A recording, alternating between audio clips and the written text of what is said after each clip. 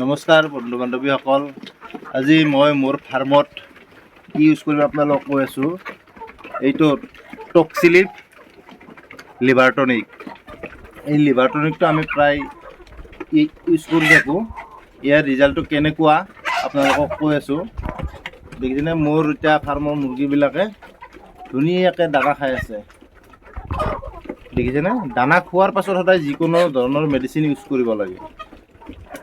দানা নোখোৱাকৈ কোনো কৰিব নালাগে। দানা খোৱা হোৱাৰ পাছত আপুনি পানী যেতিয়া দিব, পানীটোৰ লগত মিক্স কৰি মেডিচিনবিলাক সদায় ব্যৱহাৰ কৰিব লাগে। এইটো টক্সিলিপ লিভাৰ টনিক।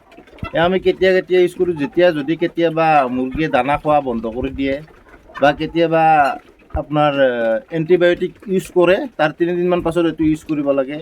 নহ'লে যদি আপুনি পেলু দৰৱ ইউজ কৰে, তাৰ 3 দিনমান পাছতো এইটো ইউজ কৰিব লাগে, যাতে লিভাৰটোত যিখিনি তাৰমানে ছাইড এফেক্ট হয় সেই বস্তুটো ৰিকভাৰ হৈ আহে।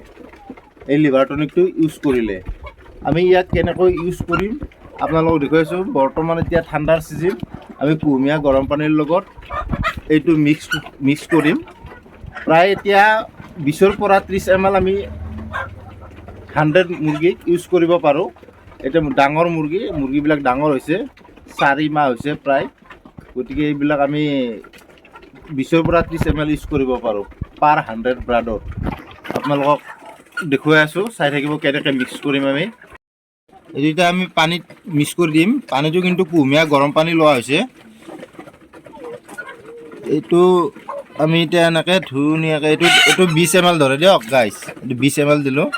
20ৰ পৰা 30 ml আপুনি ইউজ কৰিব পাৰে। আমি এসোপা আৰু আধা দিলোঁ, 30 ml হৈ যাব। এইটো ভালদৰে এনেকৈ মিক্স কৰিম।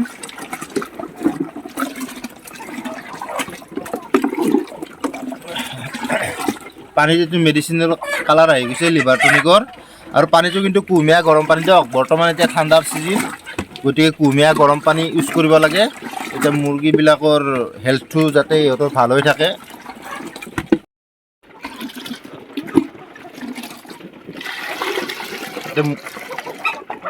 এতিয়া আমি পাত্ৰবিলাকত পানী লৈ আছোঁ, সমানে ভগাই দিম।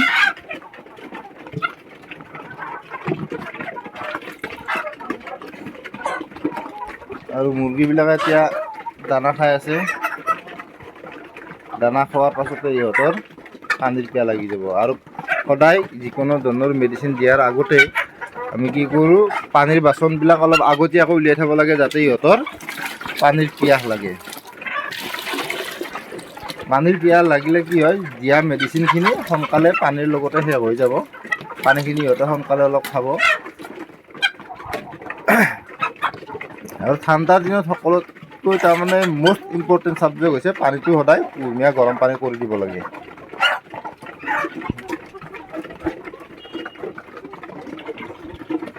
এই ঠাণ্ডাৰ দিনত কিন্তু মই এটা বেমাৰ বেছিকৈ পাই আছোঁ, মানে এটা দুটাৰ মানে চকুত যিটো বেমাৰ লাগে,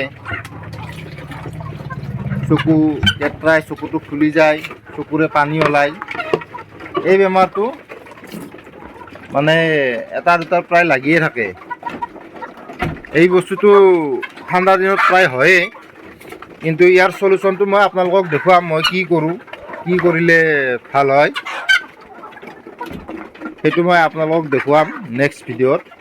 গতিকে আজিলৈ আহোঁ গাইছ, আমি কেনেদৰে কি কৰোঁ, আমি এই মেডিচিনবিলাক কেনেকৈ ইউজ কৰোঁ তাৰ বিষয়ে ভিডিঅ' আপোনালোকে পাই থাকিব। গতিকে ছাবস্ক্ৰাইব আৰু ফ'ল' কৰিব। নেক্সট এনেকুৱা পলিট্ৰিক লৈ সম্বন্ধীয় ভিডিঅ'বিলাক যদি পাব বিচাৰে, তেতিয়াহ'লে ছাবস্ক্ৰাইব কৰিব, ফ'ল' কৰিব। আজিলৈ বাই বাই।